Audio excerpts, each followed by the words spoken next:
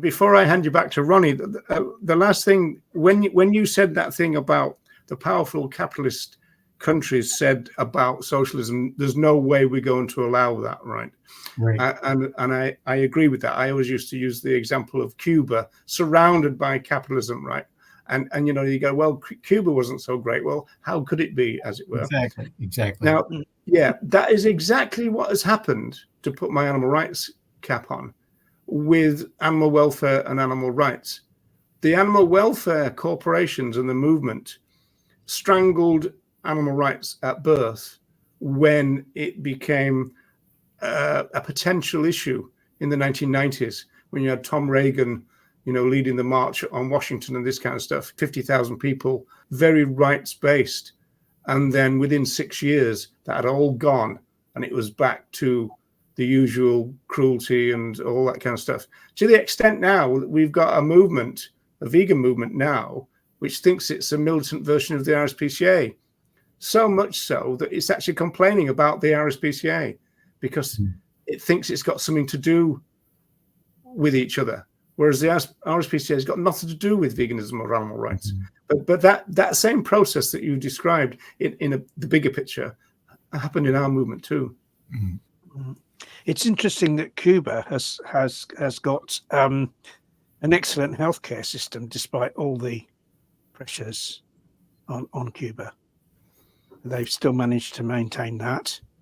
You know, there's free healthcare for everybody, isn't there, in Cuba? Yeah, I think they've got the highest per capita number of physicians than maybe any country in the world. And people in the United States think no one will go to medical school unless, you know, they're going to make a whole lot of money and they can have 3 or 4 houses. But no, I mean, it comes back, you know, to what Roger mentioned is how people are raised and how they're socialized. There is no intractable human nature. You can take one of Donald Trump's sons, and if he'd been raised in Cuba, he might be a doctor. Well, I don't know if he'd be a doctor, but he would. But you know, he'd have a very different version of the world. Yeah, it comes back to the way that people are raised, and if we could create a social structure, a democratic, institutions in which we value people and taking care of human needs, and then alerting people to how their interests are tied to the interests of all the other inhabitants of the planet, and how everyone has a right to life and to live unexploited. And then if people believe that, then we wouldn't have violence, and we wouldn't have warfare. We wouldn't have, all the ongoing deadly shootings in the United States, in which, in which a country where, Trump may well be reelected president again. And he only does that by dividing people. He does that with racism and sexism and classism.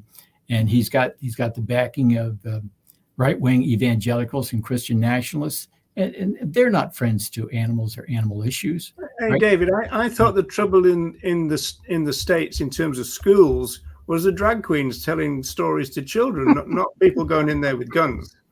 Right. Yeah. It's much better to have police in there, walking them down the halls than it did to have somebody to come in to talk about, love and affection. That's I think it was Lenny Bruce said a long time ago, you can turn on TV and you can watch people shoot each other, hang each other, stab each other. But if you see two people of the same sex expressing love, that's obscene. And unfortunately, we've got the whole world turned upside down.